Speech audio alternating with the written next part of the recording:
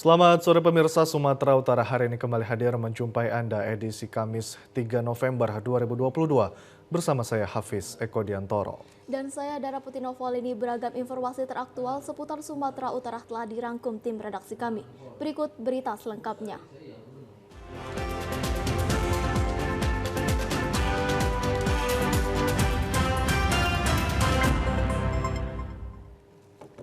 Pemirsa, seorang bayi berusia 8 bulan di kota Sibolga meninggal dunia akibat mengidap gagal ginjal akut. Sebelum meninggal, bayi tersebut sempat menjalani perawatan medis di Rumah Sakit Adam Malik, Medan. Pasangan suami istri Rudi Hartono Nainggolan dan Christine Damanik hanya bisa pasrah mengingat anak pertama mereka Gloria Mawar Nainggolan meninggal dunia setelah mengidap gagal ginjal akut. Masih terlihat raut duka mendalam dari wajah Christine Damanik, ibu dari bayi yang meninggal akibat mengidap gagal ginjal akut ketika ditemui di rumahnya di Jalan Sejahtera, Kelurahan Aik Parombunan, Kota Sibolga. Christine Damanik mencoba untuk tegar menceritakan kronologi meninggalnya anak perempuan mereka sambil memegang erat foto bayi tersebut. Sebelum meninggal, bayi tersebut sempat mengalami demam dan dibawa berobat ke puskesmas terdekat. Pada pengobatan tersebut diduga putri pertamanya itu mengkonsumsi obat sirup yang termasuk kategori dilarang BPOM dan Kemenkes. Beberapa hari kemudian harus dirawat di salah satu rumah sakit di Kota Sibolga karena kondisinya semakin memburuk, akhirnya dirujuk ke Rumah Sakit Adam Malik, Medan. Pada saat menjalani perawatan di Rumah Sakit Adam Malik, Medan, kondisi sang bayi sudah mengalami susah buang air kecil hingga tubuhnya mengalami pembengkakan. Dan setelah mendapat penanganan medis beberapa hari, akhirnya bayi mereka meninggal dunia dan selanjutnya dibawa ke Sibolga untuk dimakamkan.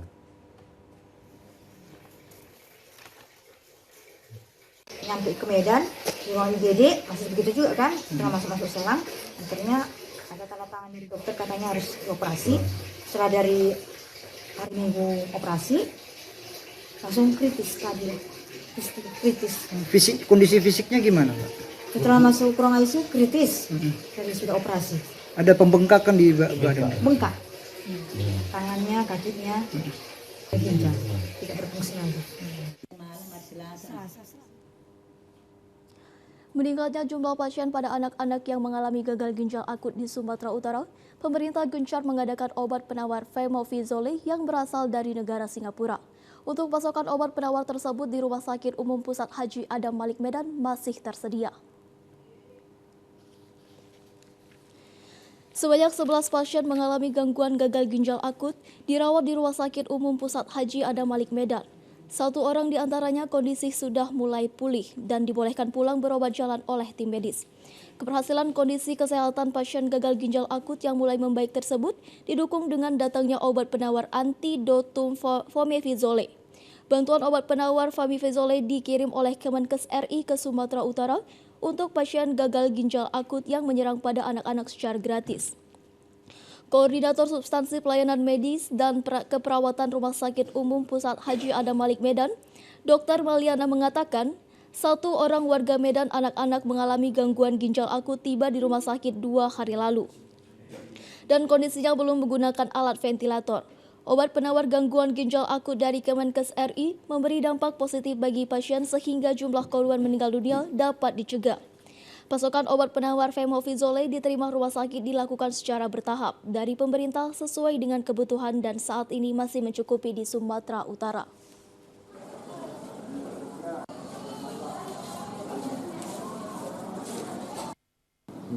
Apakah masih mencukupi, Bu, pasokan itu? Alhamdulillah masih mencukupi untuk pasien yang saat ini dirawat.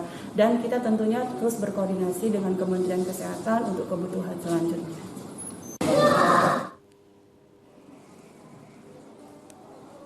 Sebanyak 15 kasus gagal ginjal akut pada anak terjadi di Sumatera Utara. 8 orang diantaranya meninggal dunia, 2 orang sedang dirawat dan 4 lainnya dinyatakan sembuh.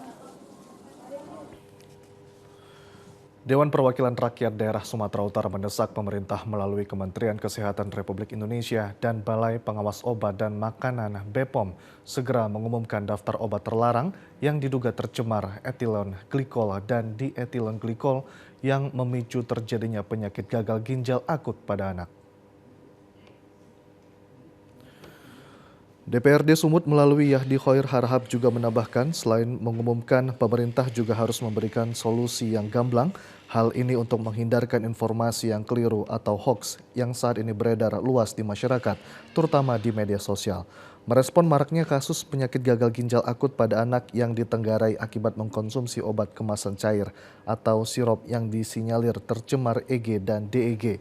Pihaknya mendesak pemerintah terbuka mengumumkan daftar obat tercemar EG dan DEG sebab zat tersebut seharusnya tidak boleh dalam obat sirup. Jika sudah diumumkan, maka masyarakat akan lebih waspada dalam mengantisipasi penggunaan obat khususnya pada anak-anak. Dalam perkembangannya telah mengumumkan sebanyak 133 plus 65 obat sirup yang baik dan aman dikonsumsi. Namun jenis obat yang dilarang pemerintah juga harus mengumumkan. Dalam keadaan luar biasa ini, tidak ada salahnya mengumumkan merek dan nama perusahaan yang memproduksi obat tercemar karena saat ini pegangan masyarakat adalah informasi resmi dari pemerintah. Dalam menentukan aman atau tidaknya suatu obat bukan pihak produsen, merupakan wewenang pemerintah, dalam hal ini BPOM. Karena bisa saja pihak produsen obat menegaskan obat mereka aman untuk dikonsumsi, namun pihak Kementerian Kesehatan RI dan BPOM yang paling berhak menyatakan.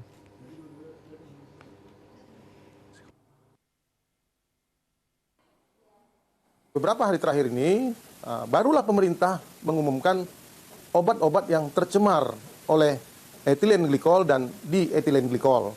Kalau nggak salah saya ada sekitar 8 jenis obat, ya, beserta perusahaan farmasinya yang sudah diumumkan oleh pemerintah.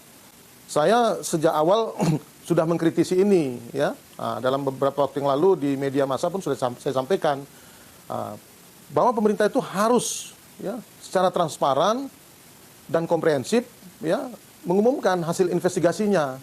Jangan separuh-separuh, jangan dicicil-cicil begitu, ya. Orang kan tertunggu-tunggu, ternanti-nanti, was-was, bingung. Jadi kita berharap pemerintah harus cepat, jangan lamban. Ini kan terkesan lamban dan saya lihat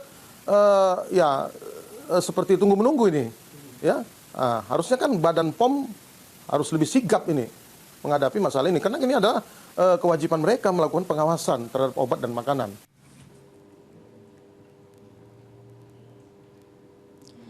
Elemen masyarakat LSM KCBI Kabupaten Karo berunjuk rasa ke DPRD Karo, menuntut dibentuknya pansus terkait sekolah yang baru dibangun terbengkalai. Aksi ini dilakukan karena sudah 2 kali rapat dengar pendapat DPRD Karo, belum merealisasikan aspirasi masyarakat tersebut. Permasalahan pembangunan sekolah baru SD 040475 yang berada di Desa Kutal, Tengah Kecamatan Simpang 4, Kabupaten Karo. Elemen masyarakat LSM KCBI Kabupaten Karo unjuk rasa ke DPRD menuntut dibentuknya pansus terkait sekolah yang dibangun sejak tahun 2022 tersebut terbengkalai. Sampai saat ini sekolah yang dibangun dengan anggaran 1 miliar lebih tersebut bangkrut karena tidak difungsikan. Telah 2 kali rapat dengar pendapat, namun aspirasi dari masyarakat tidak kunjung direalisasikan DPRD Kabupaten Karo. Dan akhirnya puluhan elemen masyarakat LSM KCBI Karo berunjuk rasa agar dibentuk panitia khusus pansus DPRD Karo terkait pembangunan sekolah tersebut. Aksi ini mendapat pengamanan personel Polres Tanah Karo dan Satpol PP Kabupaten Karo. Setelah melalui perdebatan alot, Ketua DPRD Karo menyatakan baru 1 fraksi Persatuan yang mengusulkan pansus, dan 1 lagi fraksi dari PDIP akan segera mengusulkan pansus. Kemudian membentuk badan musyawarah untuk membentuk panitia khusus tersebut. LSM KCBI berharap DPRD segera turun dan mengecek kondisi sekolah yang terbengkalai. Dengan banyaknya anggaran yang sudah digelontarkan, namun sampai saat ini belum ada kegiatan belajar mengajar. Elemen masyarakat mempertanyakan perencanaan Pemkab Karo membangun sekolah. Seperti konstruksi sekolah dasar diragukan karena kondisi dinding yang masih retak. Pada sekolah itu terlantar, setelah kita cek ke lapangan, kita juga meragukan tentang konstruksi bangunan tersebut. Karena sudah banyak yang retak-retak, kemudian banyak juga istilahnya bahan bangunan itu tidak standar. Bangun sekolah itu tahap awal kemarin itu 2020. Tahun baru muncul anggaran berikutnya tahun 2021. Artinya sebelum dimanfaatkan, karena kita cek kemarin fisik bangunannya juga sangat mengkhawatirkan. Artinya tidak memenuhi standar konstruksi bangunan begitu. Kita minta mereka itu Sementara itu pemirsa, 3 unit bangunan rumah dan bengkel di Kota Padang Sidempuan ludes terbakar pada Kamis dini hari tadi. Diduga kebakaran ini dipicu akibat korsleting listrik. Kebakaran yang terjadi menghanguskan 3 unit bangunan yang berada di Jalan Raja Inal Siregar, Kecamatan Batu Nadua, Kota Padang Sidempuan, Kamis dini hari. Kobaran api tampak membesar membakar 3 unit bangunan, yakni bengkel mobil, warung nasi, dan 1 unit rumah. Kebakaran ini berawal saat warga melihat ada percikan api dari dalam bengkel. Dengan cepat, kobaran api membesar hingga membakar bangunan semi permanen. Warga yang melihat kejadian berusaha memadamkan api dengan peralatan seadanya. Namun banyaknya material yang mudah terbakar membuat api dengan cepat menjalar ke bangunan lainnya. Diduga kebakaran ini dipicu korsleting listrik. Kalau rumah sekitar 3 rumah. Iya, 1 bengkel, 1 warung kopi, dan 1 lagi rumah ini. Awal mulanya api berasal dari bengkel, terus menyebar ke wangi, kena rumah yang lain. Korban alhamdulillah jarang. Api baru dapat dipadamkan setelah 5 unit mobil pemadam kebakaran Pemko Padang Sidempuan diturunkan ke lokasi. Peristiwa kebakaran ini sedang ditangani pihak kepolisian. Ya, kapal pengangkut sapi impor MV Brahman Express bendera Panama yang baru tiba dari Australia dan sandar di dermaga 007 Pelabuhan Gudang Belawan Lama membongkar sapi sebanyak 1.309 ekor.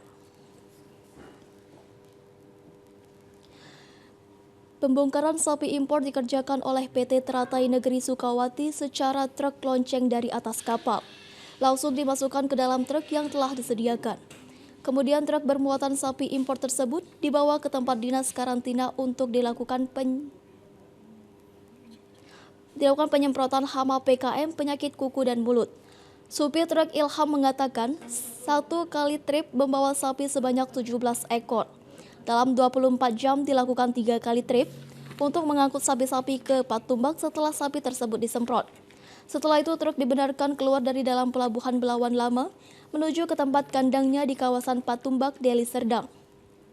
Sapi impor sebanyak 1.309 ekor ini untuk memenuhi kebutuhan dalam menyambut tahun baru 2023 yang akan datang. Salah seorang petugas Mardian mengatakan sapi impor ini untuk memenuhi kebutuhan warga Sumatera Utara.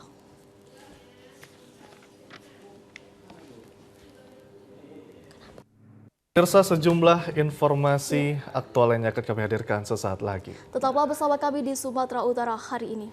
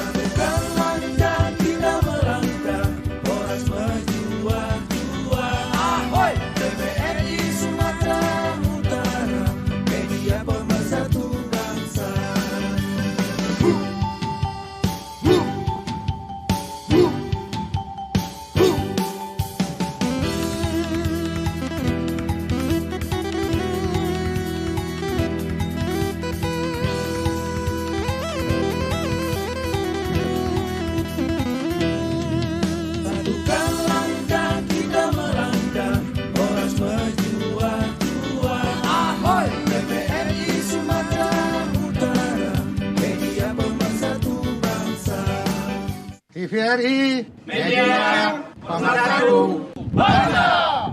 Reformasi birokrasi. TVRI Sumatera Utara 2.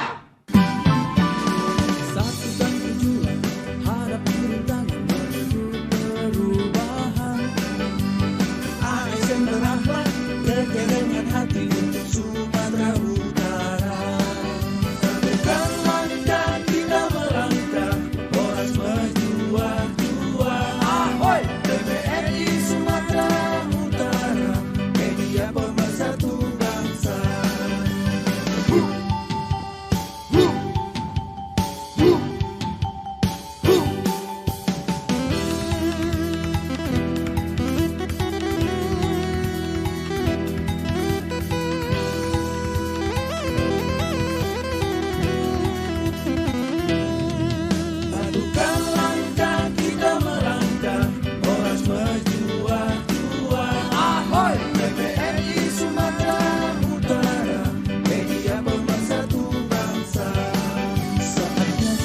berubah.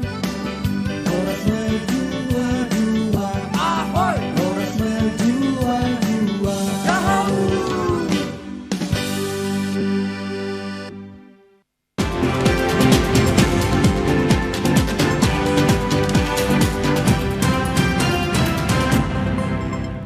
Pemirsa, ganti rugi pembebasan lahan proyek reservasi dan pelebaran jalan nasional dari Tarutung Kabupaten Tapanuli Utara dengan Sibolga Kabupaten Tapanuli Tengah sepanjang 57,59 km yang telah selesai pengerjaannya pada tahun 2019 lalu. Namun hingga saat ini belum dibayarkan kepada warga. Sejumlah kepala desa dan warga di Kecamatan Adian Koting meminta Pemprov Sumut segera merealisasikannya. Hingga saat ini ganti rugi pembebasan lahan yang tertunda untuk dibayarkan pada tahun 2019 lalu pada proyek reservasi dan pelebaran jalan nasional belum dibayarkan kepada warga. Menurut warga dari 8 desa di Kecamatan Adian Koting, Kabupaten Tapanuli Utara, pada rapat yang didampingi Wakil Ketua DPRD Taput selaku yang diberi kuasa oleh warga bersama lintas sektoral Pemda Taput, telah mengadakan pertemuan dengan sejumlah pihak untuk menindaklanjutinya dan telah disepakati pihak terkait akan melakukan pembayaran, namun menurut warga tidak ada direalisasikan sejak tahun 2019 lalu. Sementara itu dalam pertemuan, pembahasan sebelumnya telah disepakati ganti rugi pembebasan lahan proyek reservasi dan pelebaran jalan nasional dari Tarutung Kabupaten Tapanuli Utara dengan Sibolga Kabupaten Tapanuli Tengah sepanjang 57,59 km. Kami dari Biro Oda dan Biro Hukum telah dilakukan suatu pertemuan di mana kemudian disepakati bahwa proses yang terhenti itu akan kita lanjutkan dengan menempuh tahap-tahap sebagaimana yang sudah diatur dalam proses pembebasan tanah. Itu akan kemudian sama-sama dikawal oleh Biro Oda Provinsi bersama-sama dengan Balai Besar Pelaksana Jalan. Ketua DPRD Taput Fatimah Huta Barat mengatakan masyarakat sangat menyambut adanya proyek pembangunan yang telah selesai dikerjakan pada tahun 2019 lalu. Selaku pihak yang mewakili warga, sejumlah persyaratan mulai dari hak alas atas tanah warga yang sah telah dipersiapkan sesuai dengan daftar nominatif ganti rugi lahan. Menurut keterangan warga, hingga kini pihak Bina Marga Sumut belum merealisasikannya, padahal proyek ini telah selesai dikerjakan pada 2019 silam. Masyarakat berharap Dirjen Bina Marga Kementerian PUPR dan Bina Marga Provinsi Sumatera Utara menyelesaikan pembayaran tersebut. Supaya segera diselesaikan pembayarannya. Harapan saya, Pemlok atau memang yang sudah jatuh tempo kadaluarsa itu segeralah diselesaikan oleh Bapak Gubernur supaya bisa terselesaikan di PUPR Sumatera Utara dan PUPR Jakarta. Ya, pemirsa, pemerintah Kota Medan saat ini sedang melaksanakan pelebaran drainase untuk menanggulangi banjir di Kota Medan, termasuk di kawasan Jalan Karuntung, Kecamatan Medan Tembung.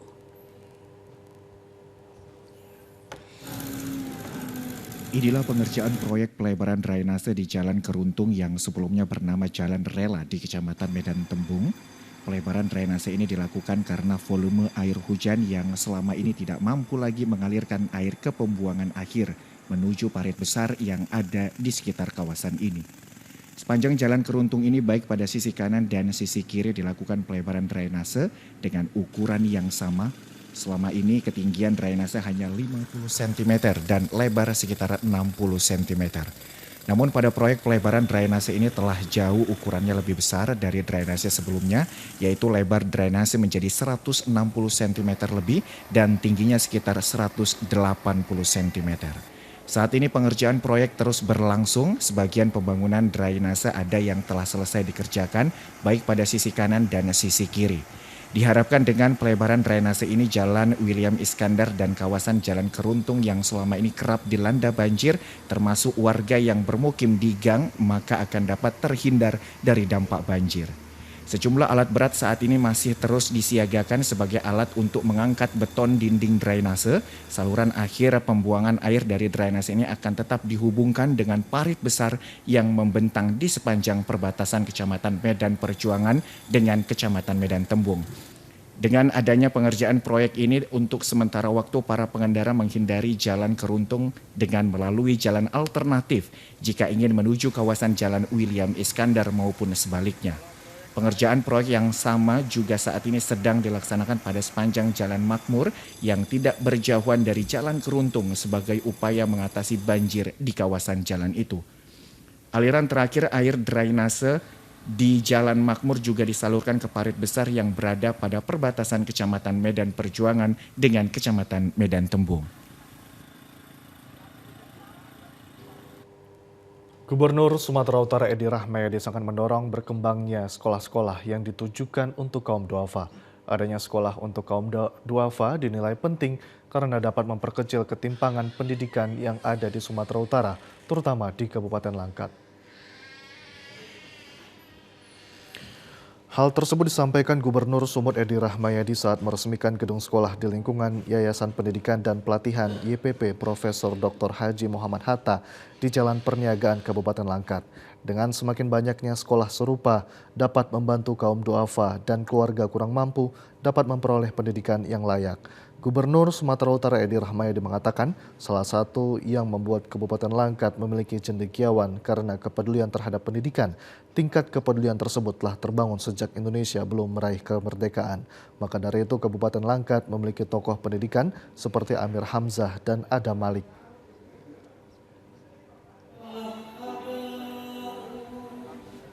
Tokoh-tokoh Melayu. Habis. Saya tahu Besitang itu lebih banyak pendatang dari. Karena memang orang Langkat ini habis. Yang ketiga, kerajaan dari Aceh menyerang, diserang di sini. Habis memang orang Langkat memang tempat orang menyerang.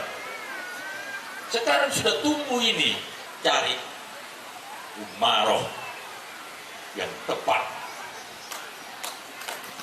yang sayang kepada umat. Saya tak memilih siapa. Saya belum berpolitik. Sementara itu pemilik MTS YPP Profesor Dr. Haji Muhammad Hatta mengatakan sekolah yang dibangun ini bertujuan untuk meningkatkan kualitas pendidikan di Langkat. Ia berharap pendidikan untuk kaum duafa dapat melahirkan generasi yang berprestasi sehingga dapat membantu kemajuan untuk Kabupaten Langkat. Sebetulnya pada waktu meletakkan nama saya di yayasan ini, saya protes kepada mereka yang mengenal. Saya katakan begini, saya masih hidup. Tapi kata seseorang sesepuh di sini, ini untuk memberikan support kepada anak-anak sini. Kau tengok kata saya, dari mulai ujung sana sampai ujung sana belum ada profesor. Tapi sekarang Pak Gubernur sudah ada berapa orang?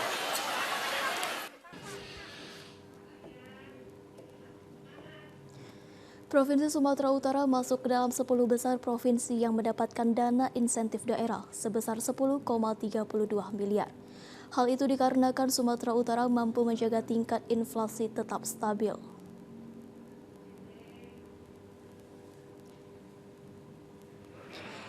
Hal itu dikatakan Gubernur Sumatera Utara Edi Rahmayadi ketika membuka acara rapat koordinasi evaluasi penyerapan anggaran APBD pemerintah provinsi dan pemerintah kabupaten kota se-Sumatera Utara tahun 2020 dan penanganan dampak inflasi di Hotel Aston Kota Medan. Pada acara tersebut turut hadir seluruh Forkopimda Kabupaten Kota se-Sumatera Utara. Saat ini tingkat inflasi di Sumatera Utara pada akhir Oktober lalu berada di angka 5,3%. Angka tersebut dinilai cukup baik dibanding dengan daerah lain yang berada di Pulau Sumatera. Gubernur Edi Rahmayadi mengatakan, saat ini Sumatera Utara masuk ke dalam 10 provinsi yang berhasil menjaga keseimbangan inflasi. Sehingga sebagai bentuk apresiasi Menteri Keuangan Republik Indonesia Sri Mulyani memberikan dana insentif daerah sebesar 10,32 miliar. Ia juga mengatakan, Ia juga mengatakan ke depan seluruh unsur Forkopimda akan menguraikan penanganan inflasi dengan menyusun deskripsi pekerjaan. Gubernur Sumut Edi Rahmayadi berharap kondisi ekonomi di Sumatera Utara dapat dipertahankan dalam posisi seimbang. Inflasi kita saat ini 5,6 Sumut nih. Sumut di akhir bulan Oktober kemarin. Nasional saat ini 5,7. Kita 5,6 sekian gitu. Jadi kita berada di bawah memang sedikit.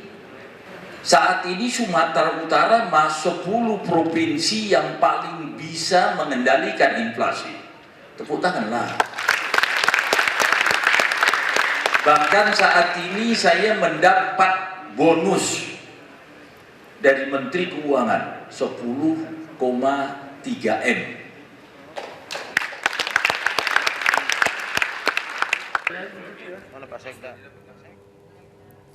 Adapun 10 provinsi yang mendapatkan dana insentif daerah dari Menteri Keuangan, yakni Provinsi Kalimantan Barat, Bangka Belitung, Papua Barat, Sulawesi Tenggara, Kalimantan Timur, Yogyakarta, Banten, Jawa Timur, dan Bengkulu. Provinsi Sumatera Utara dan 22 kabupaten kota se-Sumatera Utara terima penghargaan penilaian opini wajar tanpa pengecualian WTP dari Direktorat Jenderal Perbendaharaan DJPB Kantor Wilayah Sumatera Utara. Penghargaan tersebut diberikan setelah berdasarkan laporan keuangan daerah tahun 2021. Pemberian opini WTP dari DJPB Kanwil Sumut kepada Provinsi Sumatera Utara dilakukan di Rumah Dinas Gubernur pagi tadi. Pemerintah Provinsi Sumatera Utara telah 8 kali berturut-turut mendapatkan opini WTP dari tahun 2017 hingga sekarang. Terdapat 10 kabupaten kota juga menerima 5 kali opini WTP berturut-turut. 16 kabupaten kota tahun ini juga menerima opini WTP, namun belum mencapai 5 kali dalam meraih penghargaan opini WTP. Ada 8 kabupaten kota di Sumatera Utara pada tahun ini belum meraih penilaian opini WTP, bahkan diantaranya belum sama sekali menerima opini WTP. Gubernur Sumatera Utara mengatakan dalam mengelola keuangan merupakan hal yang wajib dilakukan di setiap daerah untuk mengetahui sejauh mana anggaran sudah disalurkan. Ia juga mengingatkan kepada seluruh pimpinan daerah agar dapat mengelola laporan keuangan dengan baik, karena jika terdapat kabupaten kota yang belum melaksanakannya, maka itu akan menjadi beban provinsi. Setiap ada negara itu sampai memberikan bonus DID yang bisa dapat bonus, kabupaten dan kota dapat bonus. Provinsi-provinsi lain ada kabupaten kota yang dapat bonus. Sampai berikan apresiasi seperti itu supaya bukan karena apresiasinya, bukan bonusnya itu, tetapi adalah ada yang harus kita lakukan dalam rangka menanggulangi hal-hal yang sulit ini. Jika 8 kabupaten kota telah menerima opini WTP, maka pembangunan di Sumatera Utara sudah berjalan on the track.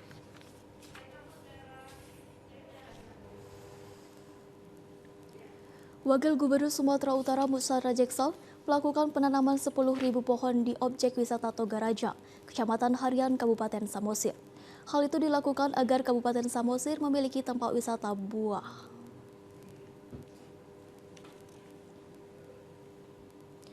Penanaman 10.000 pohon dilakukan Wakil Gubernur Sumut Musa Rajeksah bersama Kementerian Lingkungan Hidup dan Kehutanan serta Organisasi Pemuda Batak Bersatu PBB. 10.000 pohon yang ditanam terdiri dari pohon mangga, durian, alpukat, dan petai.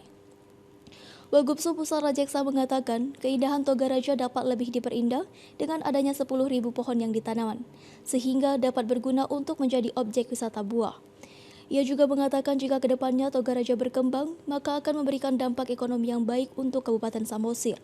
Apalagi saat ini Provinsi Sumut juga sedang fokus dalam membantu pemerintah pusat dalam mengembangkan desa wisata yang ada di Sumut. Banyak destinasi tempat ini dikunjungin akan semakin orang makin banyak datang. Jadi kita berharap Pak Bupati dan jajaran dan kami dari pemerintah pemerintah provinsi pastinya mendukung berkembangnya desa-desa wisata dan pelatihan ke masyarakat kita supaya kreatif untuk potensi daerah di sini.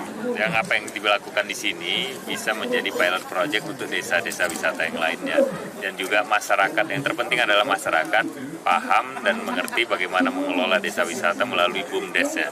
Jadi kepala desa dan BUMDes kita harapkan bisa sejalan, jadi dana desa itu pun sejalan dengan pembangunan untuk badan usaha milik desa supaya tidak mubazir untuk pemanfaatan anggaran ini.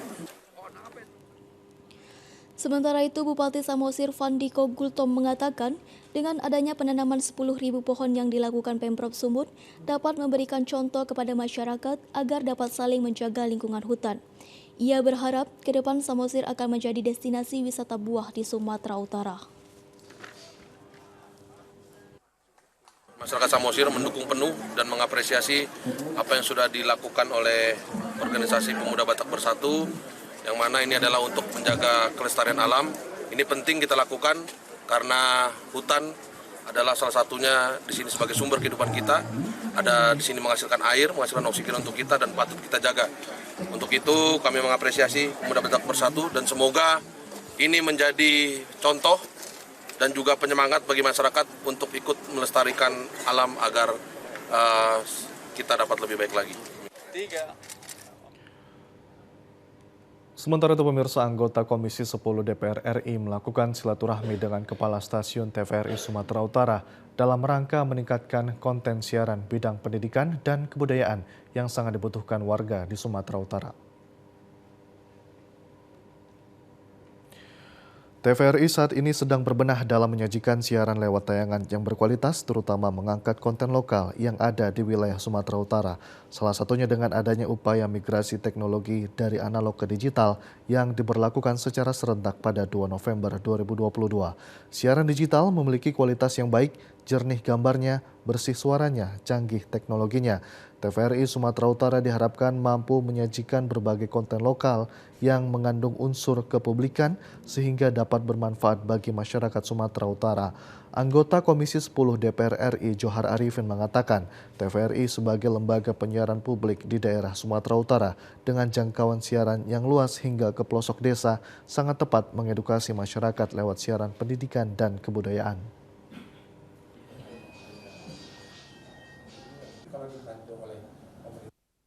Jadi kita melihat bahwa para masyarakat desa, masyarakat pendidikan di seluruh mana-mana kita lihat ya Sumatera Utara ini memerlukan TVRI.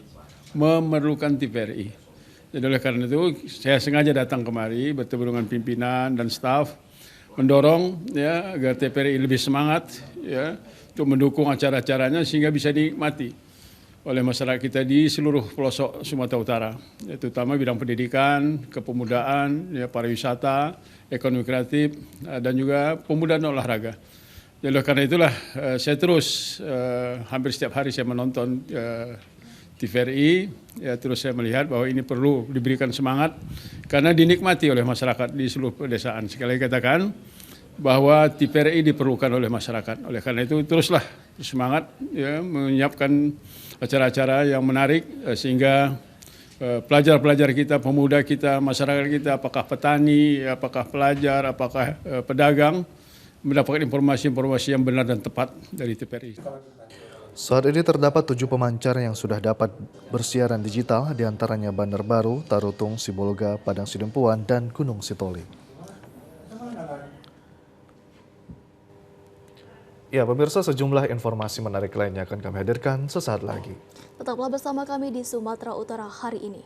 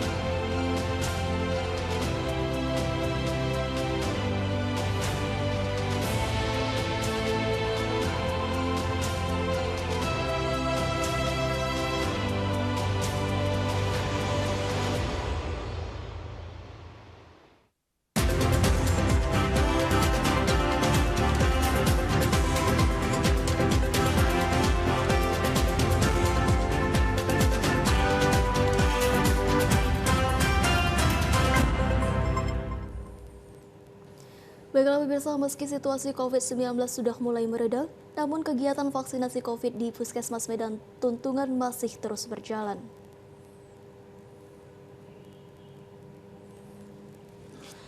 Masyarakat yang datang ke Puskesmas ada yang hendak memperoleh vaksin pertama, kedua, dan booster. Setiap masyarakat yang datang wajib menunjukkan kartu tanda penduduk sebagai syarat untuk mendapatkan vaksin yang diperuntukkan bagi masyarakat.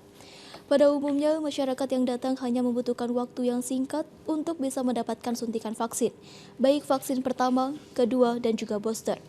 Kepala Puskesmas Medan Tuntungan Dr. Eni Suryati Ginting mengatakan, saat ini pelayanan vaksin dibuka setiap hari Senin hingga Jumat dari pukul 8 sampai pukul 4 waktu Indonesia Barat. Setiap harinya terdapat puluhan warga yang datang untuk memperoleh vaksin. Ya masih gadis Pak, kami nggak gadis lagi. Pak ada. Oke. Saat ini kita udah tersedia vaksin booster, tapi seminggu kemarin sempat kosong. Kemarin udah ada pengumuman dari dinas, sudah bisa diambil vaksin. Jadi semalam pegawai saya ngambil vaksin ke dinas. Jadi sekarang kita melayani vaksin booster. Kita melayani setiap hari Senin sampai hari Jumat. Supaya ya masyarakat ya tingkatkan imun, makan makanan bergizi ya, vitamin, rajin makan buah dan sayur, dan minum air putih paling tidak 8 gelas sehari. Dan sesudah dari keluar atau sesuatu kita harus cuci tangan pakai sabun. Sementara itu, jumlah masyarakat yang datang ke fasilitas kesehatan Puskesmas mengalami peningkatan dan yang paling banyak adalah penderita ISPA. Peningkatan jumlah warga untuk mendapatkan pelayanan kesehatan ke Puskesmas akibat cuaca yang kurang baik akhir-akhir ini, sehingga menyebabkan banyak gangguan kesehatan yang dialami warga.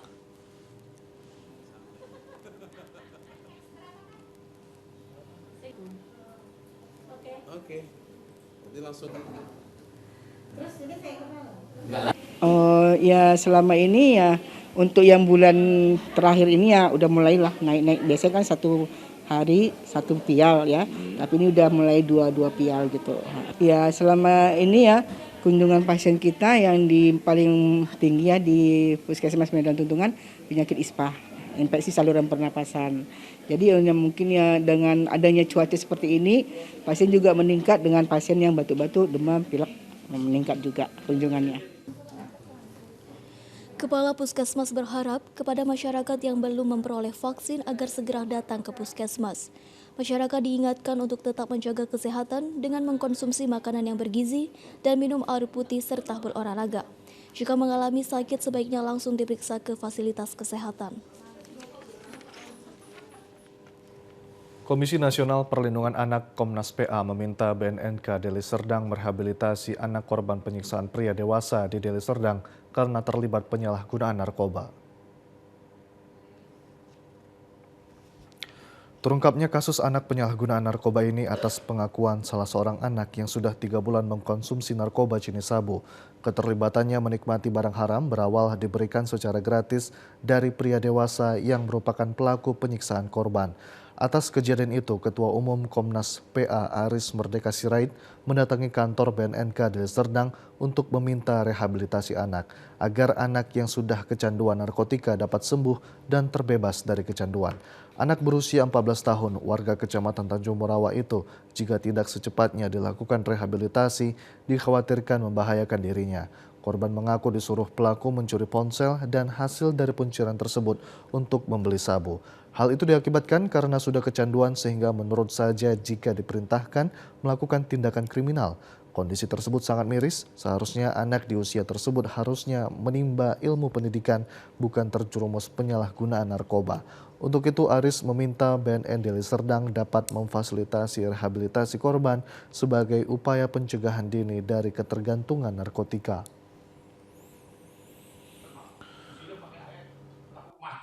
Hari ini saya cukup gembira dan menaruh simpati yang sangat dalam karena direspon secara baik demi kepentingan terbaik anak itu.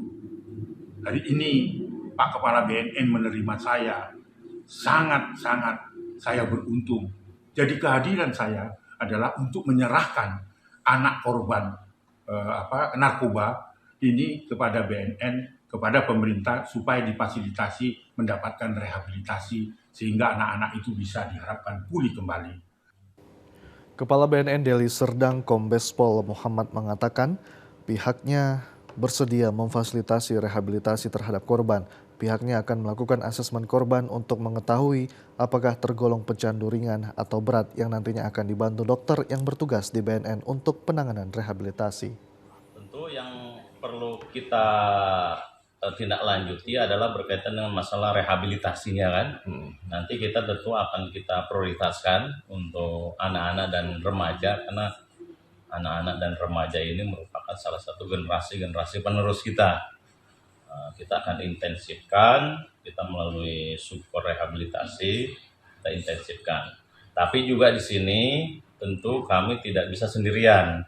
Kami minta dukungan juga khususnya dari pemerintah daerah supaya bisa mendukung upaya-upaya kami di dalam melakukan khususnya rehabilitasi bagi para pengguna di kalangan anak-anak dan remaja. Polres Nia Selatan meminta generasi muda di wilayah hukumnya tidak melakukan tindakan kejahatan. Selain itu menjauhi sisi negatif kemajuan era digital dan media sosial.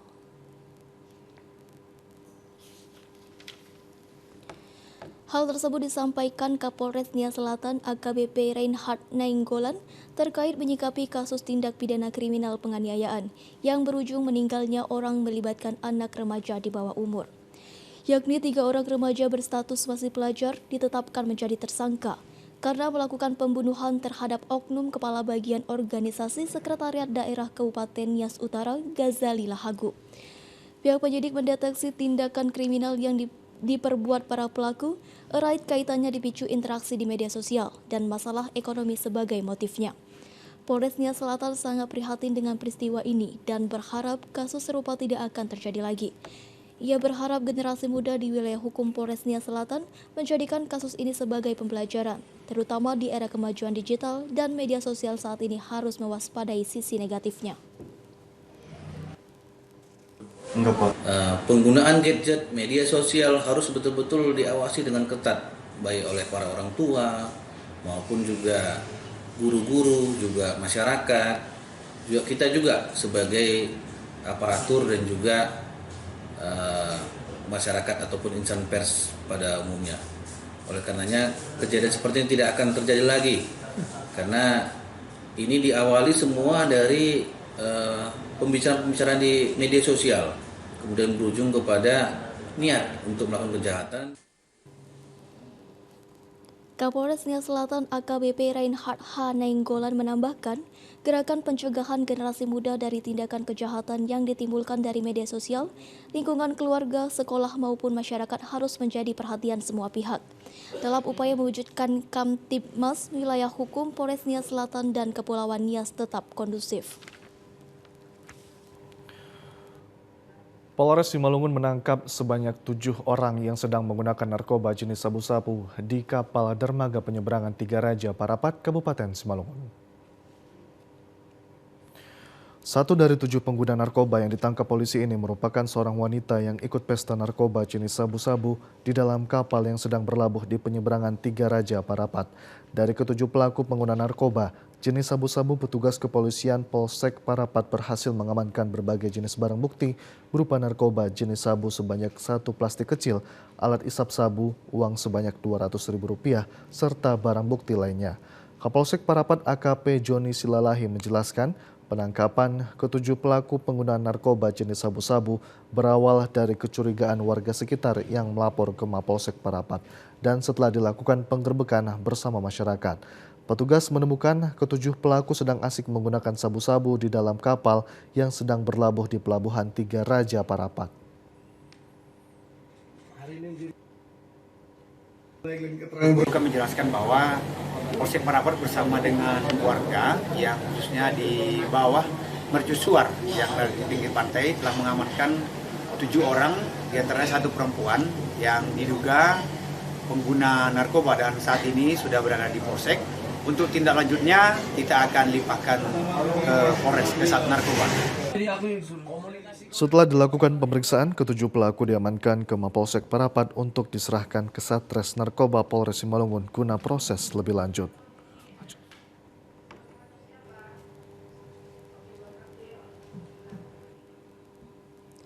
Sebanyak 6 orang siswi SMK Negeri 1 Kabanjahe Kabupaten Karo mengalami kesurupan massal.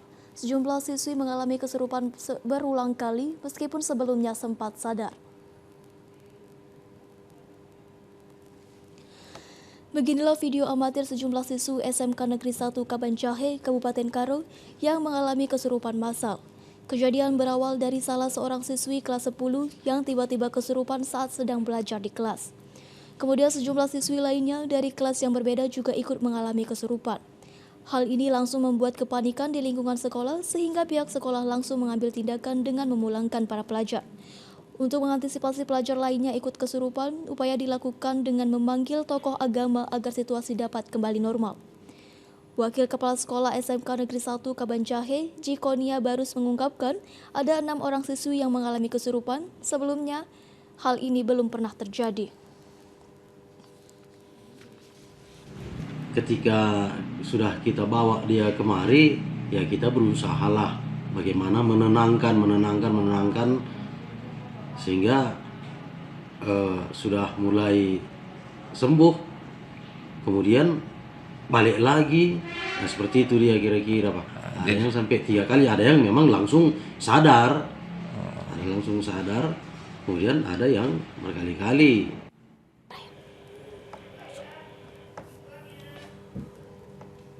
Ya, pemirsa, sejumlah informasi seputar olahraga yang kami hadirkan sesaat lagi. Tetaplah bersama kami di Sumatera Utara hari ini.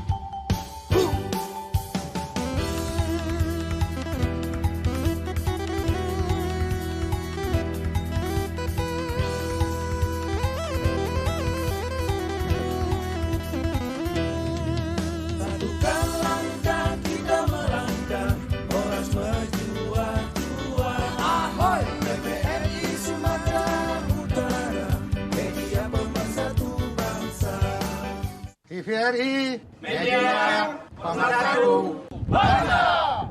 Reformasi birokrasi. TVRI Sumatera Utara 2.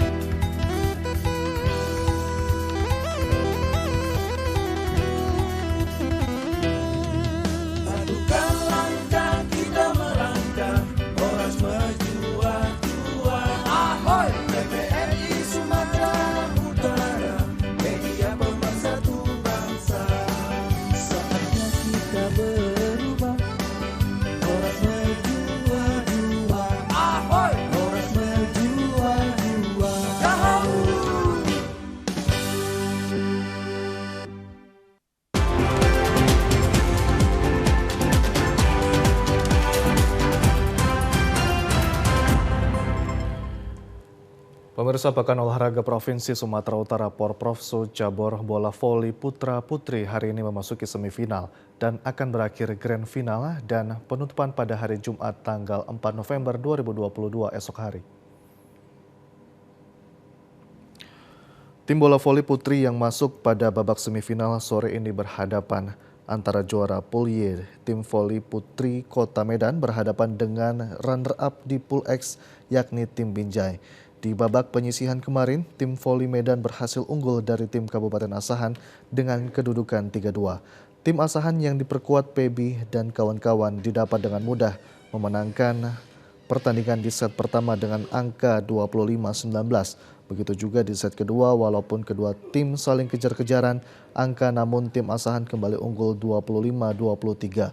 Ketinggalan 2 set membuat tim voli putri Kota Medan yang dimotori pemain Open Spike Ica dan kawan-kawan mulai bangkit di set ketiga sehingga dapat meraih kemenangan 25-20. Memasuki set keempat, lagi-lagi tim Kota Medan tidak memberikan peluang bagi tim Asahan sehingga menang dengan skor 25-20.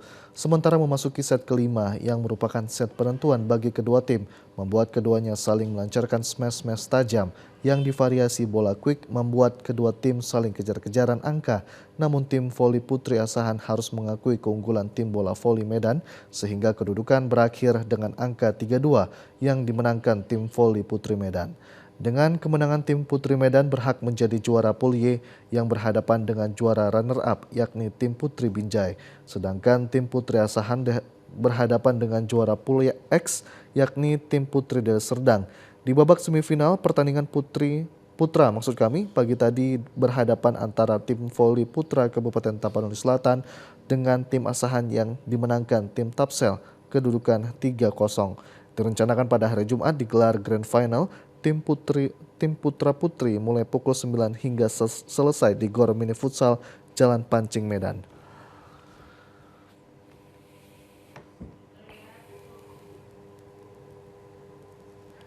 Ya, pemirsa, sejumlah informasi tadi menutup perjumpaan kita pada sore hari ini. Saya Hafiz Eko Diantoro. Dan saya David Novalini mengucapkan terima kasih atas perhatian dan kerjasama Anda. Selamat sore dan sampai jumpa.